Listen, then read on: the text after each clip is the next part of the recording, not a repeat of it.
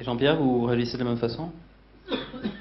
Pas sur tous les points. Je pense qu'il y a effectivement un déficit de lisibilité, j'en parlais tout à l'heure, dans notre société, de ce qu'est l'activité de recherche. Et donc ce déficit se traduit notamment par le fait qu'il y a beaucoup de grandes entreprises qui ont des fondations. Et en général, pour ces entreprises et les fondations, c'est tantôt l'artistique, ce qui est fort bien, hein, aider les peintres, la musique, etc., ou plus récemment l'humanitaire. Enfin, en plus, il y a des modes aussi dans ce genre de choses.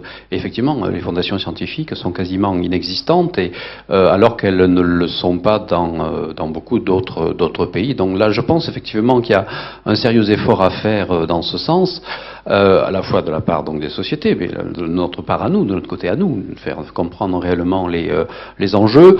L'idée d'essayer de développer ça au niveau donc d'incitation gouvernementale ne représente pas nécessairement un désengagement de l'État vis-à-vis de ce problème. Donc je pense que c'est tout de même une voie qui est digne d'être explorée.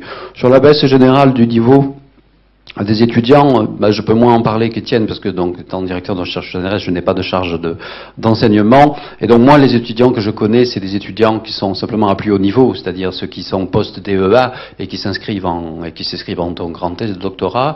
Et là, à l'inverse, je peux dire qu'au contraire, le niveau est considérablement meilleur qu'il y a 10 ou 15 ans. Par exemple, que mon simple niveau à moi, lorsque j'ai fait ma thèse, je trouve que les étudiants d'aujourd'hui, parce qu'ils ont eu plus d'obstacles pour arriver là, sont mieux formés. Et c'est donc d'autant plus dommageable qu'aujourd'hui nous avons donc de jeunes doctorants d'une réelle qualité tout à fait extraordinaire. Vous savez, aujourd'hui, pour commencer à espérer, à pouvoir simplement déposer un dossier de candidature pour avoir une profession de chercheur au CNRS, il faut donc déjà avoir obtenu un doctorat, donc l'équivalent du PhD anglo-saxon. Et pour cela, il faut déjà avoir montré ses capacités à innover, à chercher à trouver en moyenne une thèse aujourd'hui qui va donc permettre de s'inscrire pour la première fois à un concours, avec d'ailleurs très peu d'espoir d'obtenir un poste, représente au moins une dizaine de publications spécialisées, innovantes, publiées donc dans les revues internationales, ce qui montre donc ce niveau tout à fait exceptionnel de ces jeunes chercheurs. Or, les perspectives qui leur sont offertes sont extrêmement modestes. À la fois, le nombre de postes est restreint. Donc, c'est vrai que les salaires sont très faibles aussi, mais comme l'a dit Étienne, c'est pas forcément la panacée d'augmenter les salaires, hein, encore que ça pourrait inciter davantage. Hein. Mais donc voilà, ce genre de problème.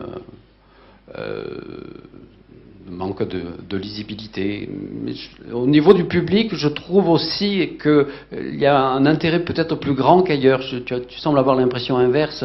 Moi, peut-être dans ma discipline, c'est vrai que j'ai le privilège d'exercer dans un domaine des sciences de l'univers, les grandes questions, qui sommes-nous, allons-nous, devenons-nous, c'est vrai que nous en parlons plus ou moins bien, et c'est une discipline qui fait rêver. C'est vrai que j'ai beaucoup plus de monde aujourd'hui dans mes conférences publiques qu'il y a 15 ans, alors peut-être aussi parce que je suis plus connu, je ne sais pas, il y a peut-être un biais observationnel là-dedans.